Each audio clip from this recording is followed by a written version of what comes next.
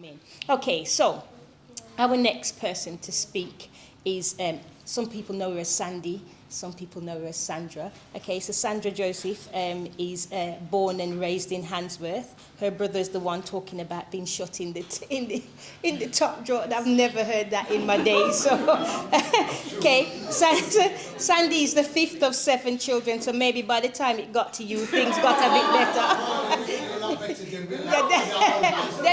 As my elder brothers and sisters would say, them wouldn't know. Yeah, so multi-award winner, self-belief management master coach, mentor, lecturer, trainer, author, proud mom of 2 grown men. Yeah, and this evening, Sandy comes to share this part of her father's story, who was a United States Coast Guard. I want you to really give her a warm welcome, because this is a very warm story. Come on up, Sandy.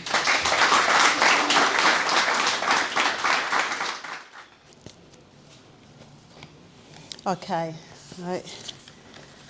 Thank you, LJ and Valentina, for welcoming me here to tell my father's story. It's only a very small portion of the story, right? Because of course I've only got 10 minutes, right? And I could go on for bloody hours, right? So I'll try and keep it to that 10 minutes as best I can, right? As we know, the influx of the Commonwealth countries coming to Britain was due to the war. They called and we came. Many had experiences of England prior to the SS Empire Windrush, and as many Caribbean, African and Indians fought for England and their allies during the Second World War. One such person was my dad. As you can see in the picture there, that's my father. He's my war hero. And he had a report in the Trinidad Guardian telling his story and how he was torpedoed not once, not twice, but 3 times of 3 different ships. And by this time, the war had only started, it was like 10 months.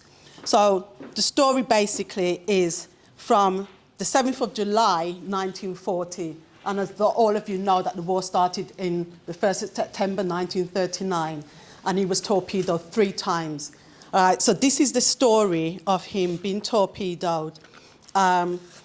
As you can see, the newspaper is very, very mashed up, right? So I can just kind of like piece together some of the pieces. And I'll read to you what my father was saying to the reporter. And it says, Mr. Joseph explaining that he had suffered loss of clothes and other things by the explosion. Joseph told how at 4 o'clock in the morning, he was rudely awakened by the shock and thrown off his bunk. The attack, he said, was made without warning, and the tanker was cut through the centre, but did not sink because of the buoyancy of the 3 of the 4 oil containers kept the boat afloat. The 4th had exploded, and it was with this which had caused the death of the captain. Immediately, on being attacked, the crew jumped overboard and were in the water for 2.5 hours before they were rescued by lifeboats. And then it says, I'm trying to piece it together. Torpedo, the rescue, and the ship arrived, and then they carried them off to Lisbon, where they were kept in hospital. Looking no worse for his grim experience, Joseph said that he escaped complete injury because he followed with unruffled mind the other members of the crew by jumping off the port side, while others, in their excitement, rushed pell-mell to the starboard side, thus plunging into the flaming oil.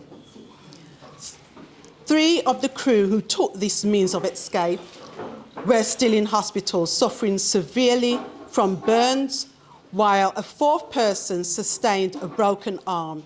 And you can just about see on the bottom,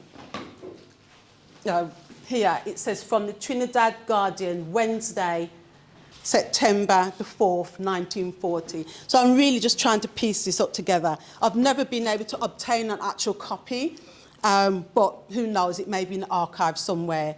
But anyway, 2 months, this was the report that he had said to the reporter that was roughly on the September the 1st, 1940. So it was a few months after the actual torpedo, right? I can't imagine how anxious it must have been boarding a different ship every time, not knowing whether or not you're going to come back and see dry land and be safe. Anyway, he obviously survived throughout the 6-year war and was not put off by the sea because he continued life as an able-bodied merchant seaman until at least 1947, 2 years actually after the war had actually ended. I'm not sure which year my father decided to actually settle in Britain, but my brother, as you already heard, was born in November 1957, and he remembers living in several one-room dwellings, as many did those days, due to not obtaining mortgages because they were refused from the bank, or refusal of English people not wanting to sell to a black family. My parents married in 1959. With the growing family, right, 1959 in March they were married. My sister was born in January 59, so they now have my brother and a 2-month-old baby. My brother recalls at the age of 3, my mother saying to him, "Don't worry, you will get your own room soon." And this was very sure to come very quickly, because at that time they were living at number 69 St. Peter's Road in Handsworth. Anyone know Handsworth? Mm-hmm. Right, okay, right. And my mother was right. Because of my dad's contacts with and his friendliness with his other fellow brothers of Freemasons, because my father was a Freemason as well, one Freemason, which was a white man, promised to sell his completely furnished home to my father at a discounted rate. And that's how we managed to get the house, which was only a few doors away from 69, the one room that they lived in, to this house here, which was number 44 St. Peter's Road. And as you can see from the picture, it's a pretty big space, isn't it? Yeah? 7-bedroom house with servant quarters at the back. Right, there you go, right? Did you hear that? Right. So, in that house, when my mother had her sisters, so my mother came over, she had 2 sisters and 1 brother. They all ended up being at 44 St. Peter's Road as well, renting out rooms in there. And then they had families. I was born to that house. And by the time we left that house, my mother then had 7 of us. So the family definitely expanded. This house gave my father the opportunity to earn money, obviously through rental, but he also had a large chicken coop in the back garden. It was very, very large, right? It was where I'm sitting to probably be to the end there, right? And it was a big chicken coop. He raised chickens and that, and as you do, right? It was almost like a poultry farm, and turkeys, right? And during the time leading up to Christmas, you can imagine them running around the yard trying to get these turkeys, go, go, go, go, go, go, go, you know, right? And I remember that they used to wring their neck and things like that. But it was making money. It was making money. So my dad knew how to use his knowledge, and he was like an entrepreneur, really, right? Back in the day. I remember you used to get me to stand on the dustbin, and it usually the chicken neck inside it to stand on it. Yeah, yeah. Yeah. So, apart from that, my dad used to always hold blues, right? Yeah? So, if anybody ever heard of St. Peter's Road parties or anything like that, maybe your parents might have known, the ones who didn't go to church, right, I should say, right? It wasn't only the blues, but my father used to have, wedding receptions was held in the house, illegal gambling, right? And a lot of the time, the parents used to bring the children as well. So the children, we used to have a big cellar. And I remember sitting on a big-sized pool table, right? We had a big pool table was down in the cellar, sitting down, watching projector of Tom and Jerry cartoons, So we had a projector and everything, and all the kids used to sit on this pool table watching cartoons. We were well entertained. That was my little racket thing. Yeah. See, my brother was really good with his hands. He used to always make up things and that, and he had a den at the back of the garden as well. No entry to none of the sisters, because him being the firstborn, followed by 6 girls. He had a life.